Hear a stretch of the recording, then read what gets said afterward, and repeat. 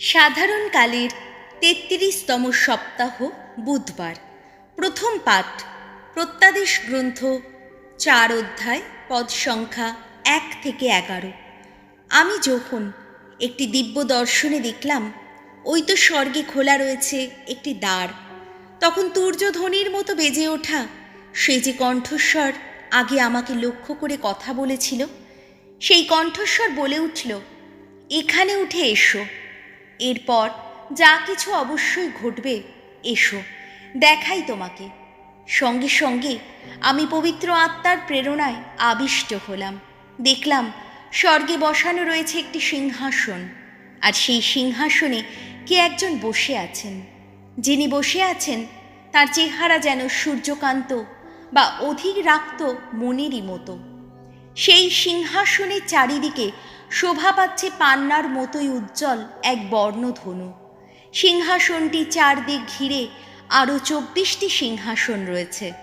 সেগুলির ওপর বসে আছেন ২৪ জন প্রবীণ। পরনে তাদের শুভ্র বসন, মাথায় সোনার মুকুট। সিংহাসন থেকে ঠিকরে বেরোচ্ছে বিদ্যুতের ঝলকানি, বেজে উঠছে গুরু গুরু ধ্বনি, বজ্রের হুঙ্কার। সিংহাসনের সামনে জ্বলছে ৭টি অগ্নিময় মশাল, অর্থাৎ ঈশ্বরের সেই সপ্তবিদেহী আত্মা। সিংহাসনের সামনে আবার দেখা যাচ্ছে যেন স্ফটিকের মতো স্বচ্ছ কাঁচের এক সমুদ্র। ঠিক মাঝখানে সিংহাসনটি ঘিরে রয়েছে ৪টি প্রাণী। সামনে পিছনে সর্বাঙ্গেই চোখ আছে তাদের। প্রথম প্রাণীটি দেখতে এক সিংহেরই মতো, দ্বিতীয়টি বৃষেরই মতো, তৃতীয়টির রয়েছে মানুষেরই মতো মুখ, আর চতুর্থটি দেখতে উড়ন্ত ঈগলেরই মতো।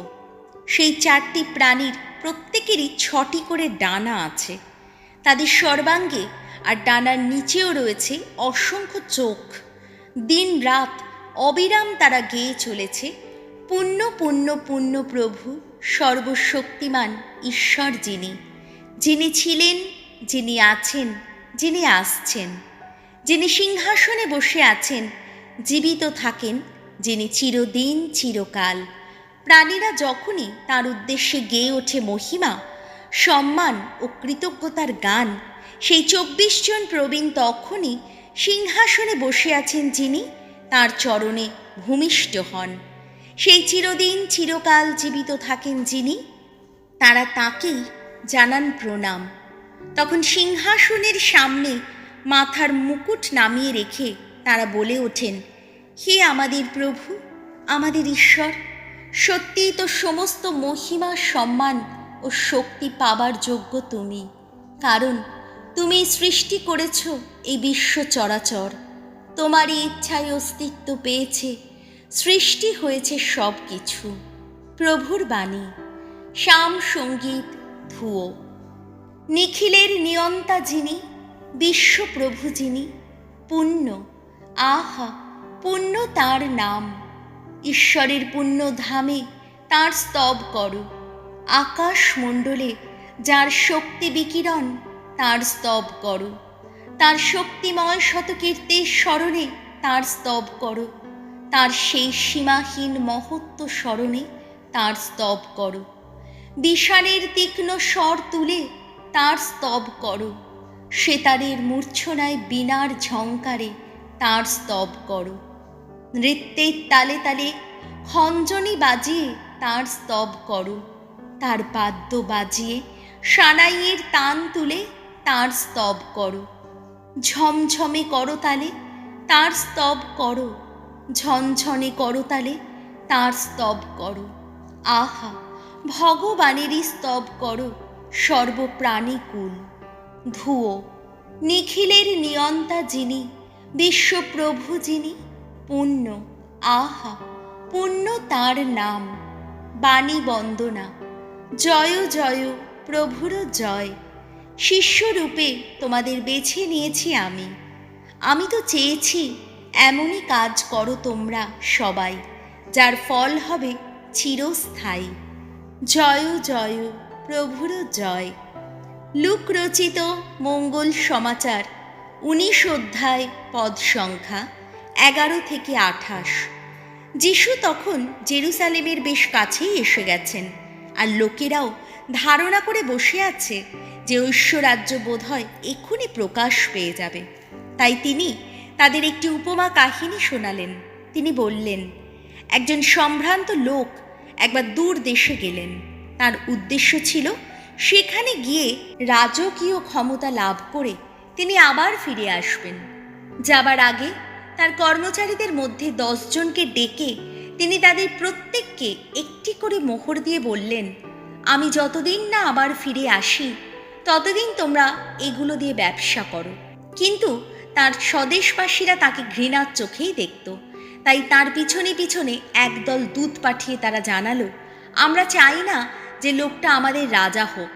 তবে দেখা গেল তিনি যাজকীয় ক্ষমতা লাভ করে ফিরেই এলেন, এবং যে কর্মচারীদের তিনি টাকা দিয়ে গিয়েছিলেন তিনি তখন তাদের ডেকে পাঠালেন, যাতে তিনি জানতে পারেন তারা প্রত্যেকে ব্যবসা করে কে কত লাভ করেছে। প্রথম কর্মচারীটি তার সামনে এসে বলল, হুজুর, আপনার সেই একটা মোহর আরও 10টা মোহর এনে দিয়েছে। উত্তরে তিনি বললেন, বেশ বেশ, ভালো কর্মচারী তুমি। খুবই সামান্য ব্যাপারে তুমি যখন বিশ্বস্ততার প্রমাণ দিয়েছ, তখন তোমার হাতে থাকবে 10টি শহরের শাসনভার। তারপর দ্বিতীয় কর্মচারীটি এগিয়ে এসে বলল, হুজুর, আপনার সেই একটা মোহর থেকে আরও 5টা মোহর পাওয়া গেছে। একেও তিনি তেমনিভাবে উত্তর দিলেন, তোমার হাতে থাকবে 5টি শহরের ভার। এবারে আর একজন কর্মচারী এগিয়ে এসে বলল, হুজুর, এই যে আপনার সেই মোহরটি, এটি আমি এক ফালি কাপড়ের ভেতরে যত্ন করে রেখে দিয়েছিলাম, কেননা আপনাকে ভয় হচ্ছিল। আপনি তো কড়া লোক, যা আপনি রাখেননি তাও আপনি নিয়ে নেন, যা বোনেননি তার ফসলও আপনি কেটে নেন। উত্তরে মনিব বললেন, পাজি কোথাকার, তোর নিজের কথা দিয়েই তোর বিচার করব। তুই নাকি জানতিস যে আমি কড়া লোক, যা আমি রাখিনি আমি তাও নিয়ে নিই, যা বুনিনি তার ফসলও আমি কেটে আনি। তবে আমার ওই টাকাটা তুই মহাজনের ঘরে রাখিসনি কেন? তাহলে ফিরে এসে আমি তা সুদ সমেত আদায় করে নিতাম। তারপর যারা পাশে দাঁড়িয়েছিল তিনি তাদের বললেন, তোমরা ওর কাছ থেকে ওই মোহরটা নিয়ে নাও, আর যার 10টা মোহর আছে তাকেই দিয়ে দাও। তারা উত্তর দিল, ওর তো এমনিতেই 10টা মোহর রয়েছে হুজুর।